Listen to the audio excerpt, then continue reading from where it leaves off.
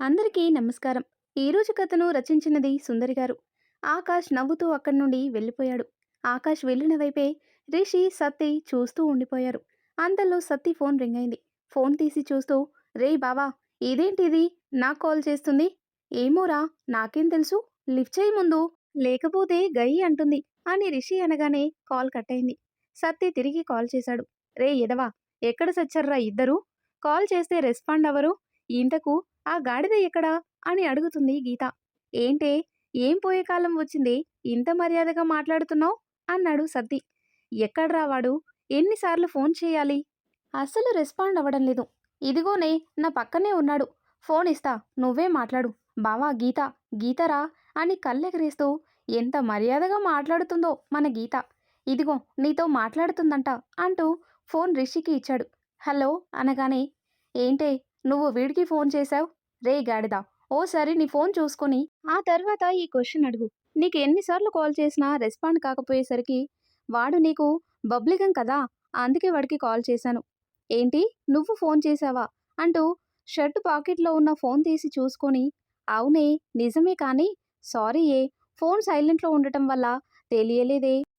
సరే గాని రేయ్, నేను రేపు నైట్కి రిటర్న్ అవుతున్నాను. ఎల్లుండి మార్నింగ్ కాల్ చేస్తా, వచ్చి రిసీవ్ చేసుకో. అది సరే, అక్కిగాడు ఎలా ఉన్నాడు? ఎలానే అలానే ఉన్నాడు.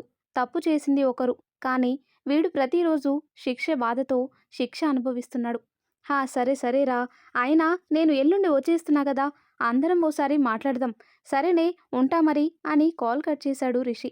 రేయ్ మామ, నిన్న కూడా అడిగాను, మళ్ళీ ఇప్పుడు కూడా అడుగుతున్నా, ఏమైందిరా, వాడు ఎందుకలా ఉన్నాడు? హా ప్రియా, ప్రియా ఏదిరా, ఎక్కడ ఉంది? ఈ వసుధ ఎవరు? రేయ్, ప్రియా గురించి వాడితో ఏం మాట్లాడకురా. అది చేసిన గాయం వల్లనే వాడు ఇలా అయిపోయాడు. రాక్షసి, దాని సంతోషం అది చూసుకుంది. మిగిలిన ఇష్యూస్ మళ్ళీ చెప్తాను. అసలు ఏం జరిగిందిరా అని అడిగాడు సత్తి. నువ్వు వెళ్ళాక చాలా జరిగిందిరా, కానీ ఎందుకో ఈ వసుధ వల్ల మన పాత అక్కి మనకు తిరిగి వచ్చేస్తాడేమో అనిపిస్తుందిరా. ఎలా అయినా అమ్మాయి అడ్రస్ కనుక్కోవాలిరా అన్నాడు రిషి. ఆ తర్వాత, boss please boss, sorry boss, address చెప్పు అని వాచ్మెన్ని బతిమలాడుతూ ఉన్నాడు రిషి. చెప్పను. ఎందుకు చెప్పాలి? నిన్న నన్ను కొట్టినందుకు కావాలనే రాంగ్ అడ్రస్ చెప్పా. ఇప్పుడు నీకు ఏమీ చెప్పను. ఎక్కువ చేశావనుకో పోలీస్కి కాల్ చేస్తా అన్నాడు వాచ్మెన్. వెనుకకు తిరుగుతున్న వాచ్మెన్ను, రే ఆగరా, ఏంటి ఎక్స్ట్రాలు చేస్తున్నావు? మర్యాదగా అడ్రస్ చెప్తావా లేక అని కాలర్ పట్టుకున్నాడు రిషి. అసలే బక్కగా ఉన్న వాచ్మెన్ కాస్త భయంతో, హా ఏం చేస్తావు, నువ్వు ఏం చేసినా నేను చెప్పను అన్నాడు. నీకు నేను కాదురా, మా సత్తిగాడే కరెక్ట్. రేయ్ సత్తి, నువ్వు చూసుకోరా వీడి సంగతి అన్నాడు రిషి. అంతే, ఆ బక్క వాచ్మెన్ని ఒక్క చేతితో కాలర్ పట్టుకొని పైకి లేపి, చెప్పు మామ, వీణ్ణేం చేద్దాం అన్నాడు సత్తి. రే రేయ్, కాస్త ఆగురా, పాపం పిల్లోడు భయపడుతున్నాడు. చూడు ఓ వాచ్మెన్, మర్యాదగా అడ్రస్ చెప్పు, లేదా మా సత్తిగాడు కోడి కాళ్ళు విరిచినంత ఈజీగా నీ చేతిలో విరిచేయగలడు. అసలే మావాడు పిప్పల బస్తా టైప్ అన్నాడు రిషి. వాచ్మెన్ భయంతో, నాకు తెలియదు అన్నాడు. సతీ ఇంకా కాస్త గట్టిగా కాలర్ పట్టుకుని కొంచెం పైకి లేపాడు. వాడికి ఊపిరి రాక, నిజమయ్యా బాబు, ఆ అమ్మాయి పేరు మాత్రం వసుధ, ఇక్కడ పార్ట్ టైం జాబ్ చేస్తుంది, అంతే తెలుసు. ఆ అమ్మాయి ఎక్కడుంటుందో ఏం చేస్తుందో తెలియదు అన్నాడు. అయితే ఎంప్లాయీస్ లిస్ట్లో ఆమె అడ్రస్ ఉంటుంది కదా, కనుక్కొని చెప్తావా పోనీ అన్నాడు రిషి. ఉంటుంది, కానీ ఆ డీటెయిల్స్ హెచ్ఆర్ సార్ దగ్గర ఉంటాయి, మాకు చెప్పరు మగడా, ప్లీజ్ నాకు ఊపిరి ఆడటం లేదు, వదిలేయండి అన్నాడు ఆ వాచ్మెన్. హా సరేరా సతీ, వదిలేవాడిని.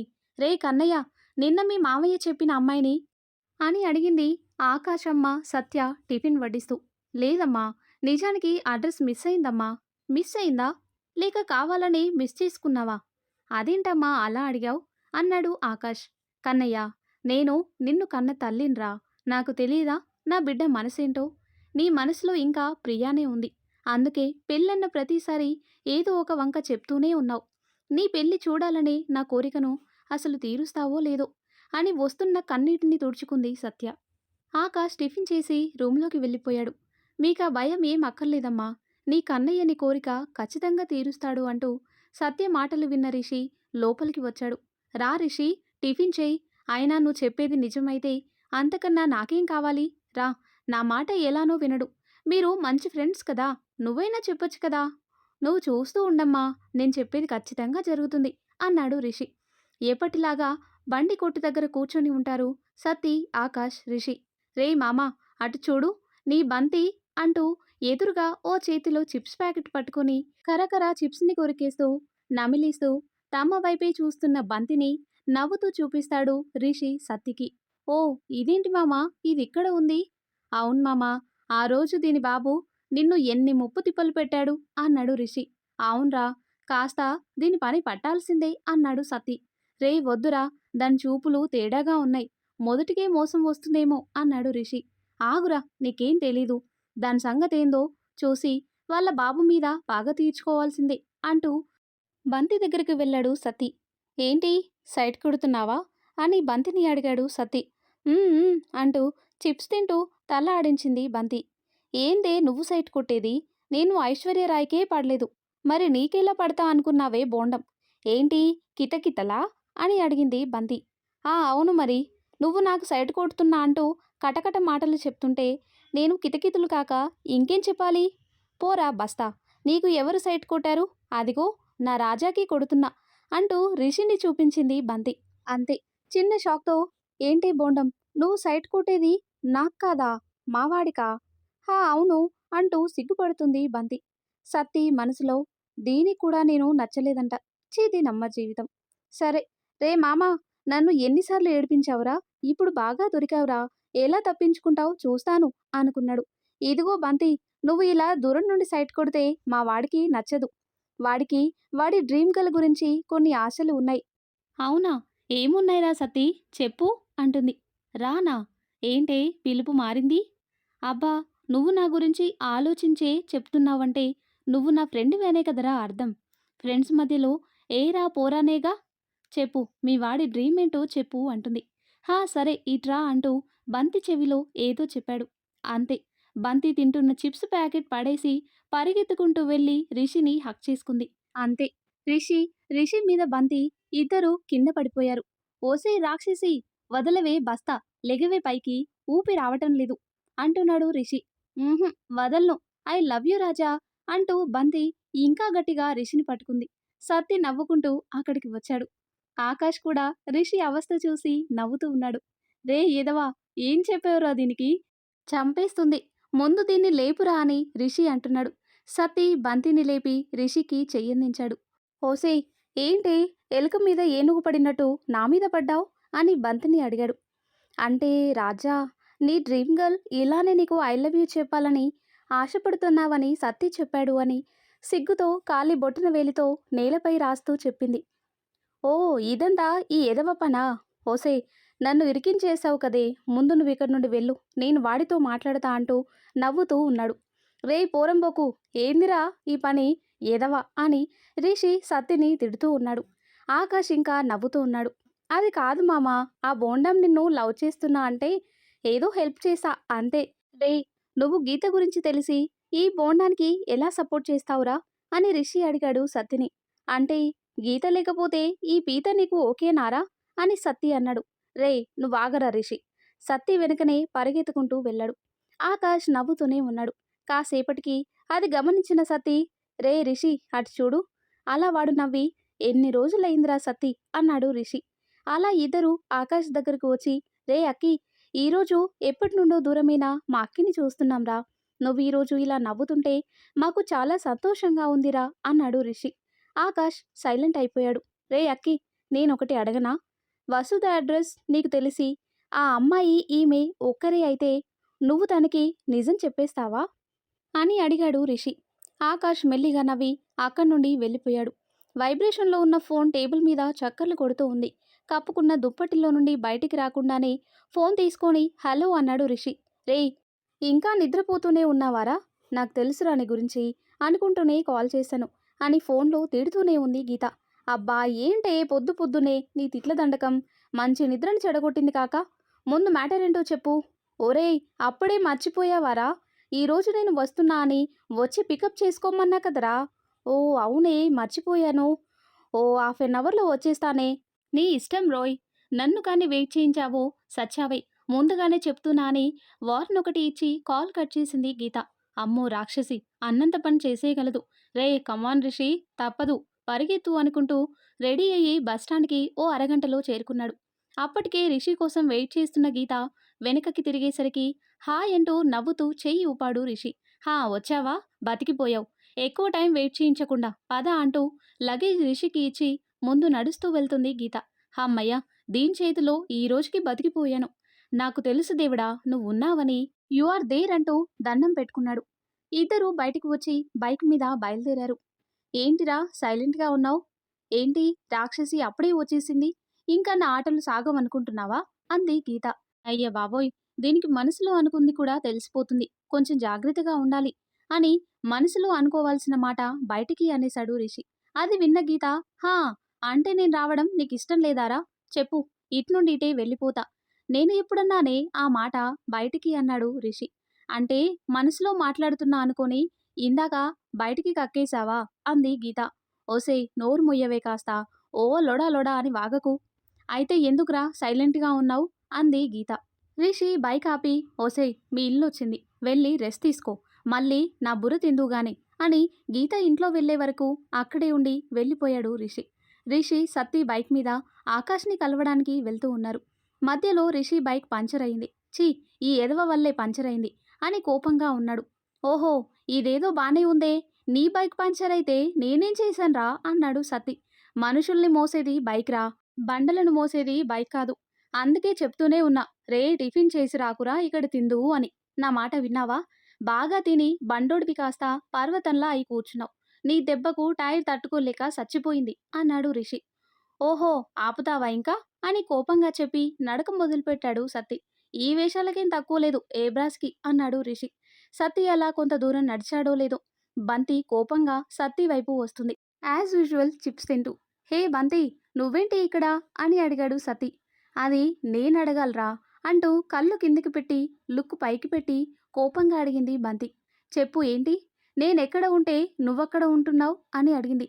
హే ఏంటే నువ్వు మాట్లాడేది, అవునరా, నేను నా రాజాకి సైడ్ కొడుతుంటే నువ్వు నాకు కొడుతున్నావా అని సత్తి తలను పట్టుకుంది బంతి. ఓసే బండా, వదిలే, ఉండేదే నాలుగెంట్రుకలు, అవి కూడా పోతే దేనికి పనికిరానే, అసలే ఈ రోజులో హెయిర్కి డిమాండ్ ఎక్కువ అని బలవంతంగా తన తలను బంతి చేతి నుండి విడిపించుకున్నాడు సత్తి. ఏంది రాక్షసి, ఉడుం పట్టు పట్టినవు, నాకు నీకు సైట్ కొట్టడం తప్ప ఏం పనిలేదనుకున్నావా, అదిగో అటు చూడు, బైక్ ట్రబుల్ అయితే ఇలా వచ్చా, ఇక్కడ నీకు బుక్కయ్యా అన్నాడు సత్తి. అంతలో బైక్ రిపేర్ చేయించుకొని సత్తి దగ్గరికి వచ్చాడు రిషి. ఇడిగోనే నీ రాజా అన్నాడు సత్తి. బంతి రిషిని చూసి రాజా అంటూ నవ్వుతూ సిగ్గుతో వంకర్లు తిరుగుతూ ఉంది. సత్తి నవ్వుతూ ఉన్నాడు. సత్తి నవ్వుకి రిషి ఫ్లాష్ బ్యాక్ గుర్తొచ్చి, ఇదిగో బంతి, నువ్విలా నన్ను చూసి వంకర్లు పడుతూ సిగ్గుపడకే, నీకు దండం పెడతాను, నా మీద నాకే జాలి పుడుతుంది, ఇదిగో నా టికెట్ ఆల్రెడీ క్లోజ్, ఇదిగో ఈ బండోడు నీకు కరెక్ట్ అంటూ వెనకనే కూర్చొని ఉన్న సత్తి గురించి చెప్పాడు రిషి.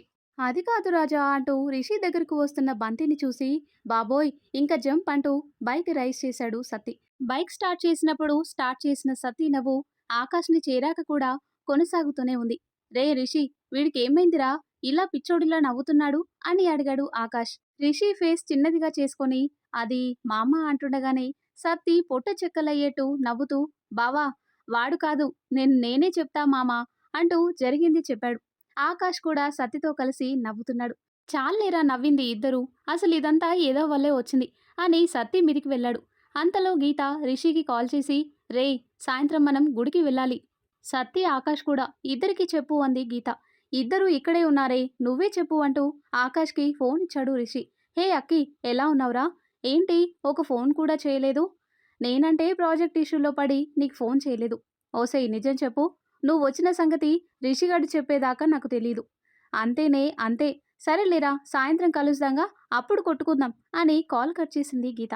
సాయంత్రం నలుగురు కలిసి రిషి గీత ఓ బైక్ మీద, సత్తి ఆకాష్ ఒక బైక్ మీద కలిసి గుడికి వెళ్లారు.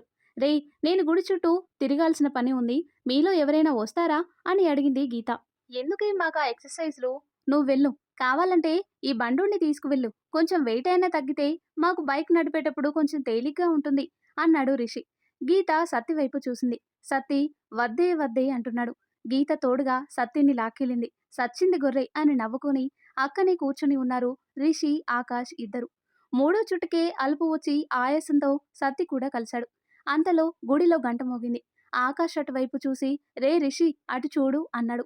ఎదురుగా ఉన్న అమ్మాయిని చూసి ముగ్గురు ఒకరి మొహాలు ఒకరు చూసుకుని వసుధ అని పిలిచారు. అంతే. అంతలో వసుధ వెనకనే బంతిని కూడా చూసి రిషి దాక్కున్నాడు. రేయ్ మామా ఏమైందిరా అని అడిగాడు ఆకాష్. రేయ్ ఆ అమ్మాయి వెనక బండరా అన్నాడు రిషి. బండనా? ఎక్కడ్రా అన్నాడు సత్తి. ఎదురుగా బంతిని చూసి ఓ ఇదా అని నవ్వాడు. రే మామా అయితే నువ్వే కరెక్ట్. వెళ్ళి ఆ బండదాన్ని వసుధ గురించి అడుగు అని సత్తి నెట్టుతూ ఉన్నాడు. అంతలో గీత వచ్చింది. ఇంతలో బంతి వసుధ వాళ్ళ ముందు నుండి వెళ్ళిపోయారు. గుడిలో పూజ చేసుకుని హోటల్కి వెళ్లారు. అందరూ ఫుడ్ ఆర్డర్ ఇచ్చారు. ఇంతలో ఏంటి ముగ్గురు ఇందాకటి నుండి డల్గా ఉన్నారు అని అడిగింది గీత. అదా వసుధ గురించి అన్నాడు సత్తి. వసుధనా? ఎవరా అమ్మాయి? తన గురించి మీ ముగ్గురు ఎందుకు కంగారు పడుతున్నారు అని అడిగింది గీత. రిషి వసుధ గురించి గీతకు చెప్పాడు. అయితే ఆ బంతిని అడిగితే వసుధ అడ్రస్ తెలుస్తుంది కదా అని. అది ఆకాష్ సత్తి ఇద్దరూ ఒకేసారి రిషి వైపు చూశారు. గీత కూడా డౌట్గా రిషి వైపు చూసింది. ఏ రిషి ఏంటి వీళ్ళిద్దరూ నీ వైపు చూస్తున్నారు? ఏంటి సంగతి? ఆ బంతికి నీకు అని అడిగింది. ఓసేయ్ ఎలా వస్తాయే నీకీ మాటలు? నేను శ్రీరాముణ్ణి అన్నాడు రిషి. అవునవును నీ శ్రీకృష్ణ ఆటలు వీళ్ళ కళ్ళలోనే తెలుస్తున్నాయి. నువ్వేం ఎక్స్ట్రాలు చేయకపోతే ఆ బంతి నీ మీద మనసు పారేసుకుందా అని కోపంగా అడిగింది. ఓసేయ్ రే ఎదవా అంతా నీ వల్లేరా. దానికి జరిగింది చెప్పు లేకపోతే ఇంకా నా ప్రాణం తీసేస్తుంది అని సతీ తల మీద వెనుక నుండి తట్టి ఆకాష్ వైపుగా జాలిగా చూశాడు. సతీ జరిగింది చెప్పాడు. అంతేనా లేక ఇంకా అని గీత అడిగేలోపు నీకో దండమే అన్నాడు రిషి. ఆ మాటకు అందరూ నవ్వుకున్నారు అక్కితో సహా. రే ఎదవా లేరా అడ్డగాడిదలా ఇంకా పడుకుని ఉన్నావా లేరా అంటూ రిషి సత్తిని లేపుతున్నాడు. ఏంది మామా పొద్దు పొద్దునే ఇంకాసేపు పడుకోనిరా. రే ఈరోజు వసతి గురించి బంతిను అడిగి కనుక్కోవాలి అనుకున్నాం కదరా. దాంతో నేను మాట్లాడలేను. నువ్వే కరెక్ట్ దానికి. లేచి రెడీ అవరా. అవతల ఆల్రెడీ అక్కిగాడు వెయిటింగ్ మామా. ఇంకా ఎంతసేపురా అయినా సత్తి లేకపోయేసరికి రేయ్ నువ్విట్లా చెప్తే మాట వినవురా అంటూ బకెట్ నీళ్లు తెచ్చి సత్తి మీద పోశాడు రిషి. అంతే సత్తి లేచి కూర్చున్నాడు. పోయి 5 నిమిషాల్లో రెడీ అయ్యిరా ఎదవా అన్నాడు రిషి. అంతలో రిషి ఆకాష్కి కాల్ చేసి రే అక్కి ఈ గాడిద ఇప్పుడే లేచాడ్రా. ఓ 20 నిమిషాల్లో వచ్చేస్తాం. నువ్వు మన స్పాట్కి వచ్చేయి. నేను గీతని తీసుకొని వీడితో వచ్చేస్తా అని చెప్పాడు రిషి. ఆ తర్వాత ఏం జరిగిందో ఇంతకీ బంతికి వసుధకి ఉన్న రిలేషన్ ఏంటో మరి బంతి వసుధ గురించిన డీటెయిల్స్ రిషి వాళ్ళకి ఇస్తుందా లేదా అనేది నెక్స్ట్ వీడియోలో తెలుసుకుందాం. ఎంతో ఇంట్రెస్టింగ్గా ఉండే ఈ స్టోరీ నెక్స్ట్ పార్ట్స్ కోసం ఈ వీడియో లైక్ చేసి మన ఛానల్ని తప్పకుండా సబ్స్క్రైబ్ చేయండి. Thanks for watching.